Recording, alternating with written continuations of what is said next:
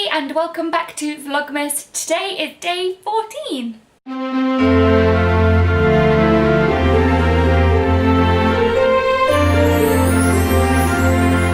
So today I wanted to film a video that is very much close to home right now actually. Christmas is a very expensive time of year, and every single year we quite honestly struggle to make ends meet and pay for Christmas, and we're left in January with normally like a crap load of debt, and like it's just bad. And this year, because I'm on maternity leave, things aren't looking how they normally look.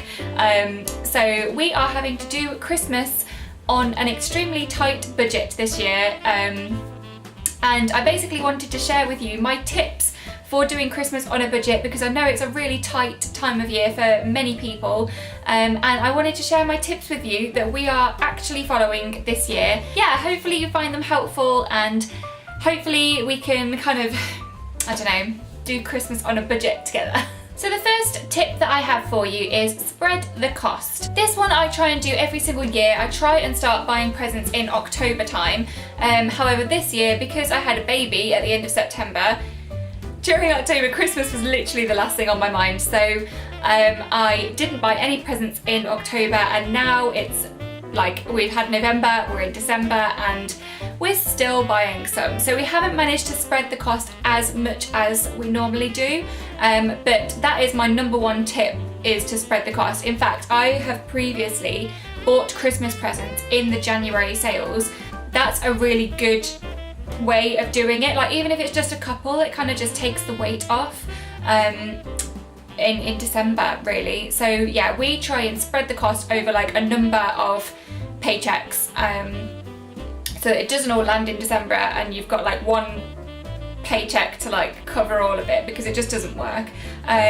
So yeah, I would try and spread the cost as much as possible. The second tip is make the most of pre-Christmas sales. So sales that are currently kind of close to Christmas. You've got Black Friday, and then now some companies are starting to do their Boxing Day sales a couple of days earlier than Christmas. I've noticed that over the last few years, but it has been really helpful if you're that kind of like last minute present buying sort of person waiting for those sales. It's a good way to do it.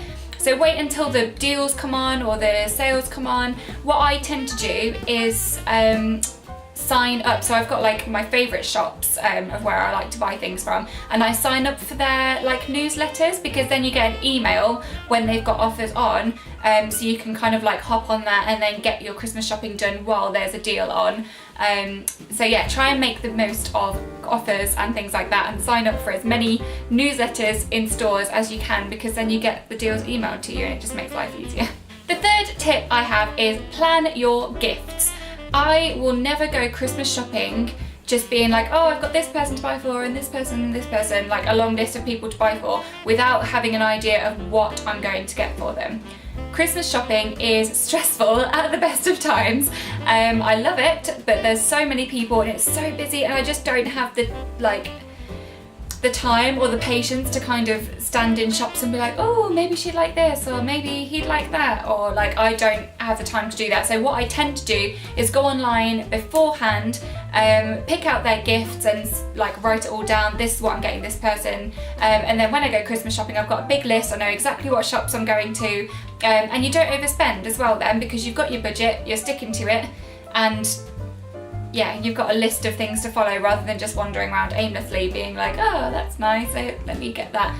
Another reason I do this is because if I didn't make a list and pre-plan the gifts, I would go into a store and see something really expensive and just be like, oh my gosh, that's so that person, and then I'd end up buying it even though it's like completely out of budget. So if you're one of those people that can't help yourself when you see something that you know someone's gonna love, pre-plan it and go with a list and don't deviate from that.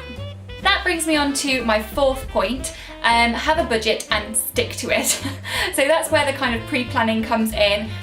We have a budget for each person this year, and I've done like my online planning and made sure that everyone's gifts fit into that budget, and I haven't kind of deviated from it, I haven't expanded it or gone outside of that at all.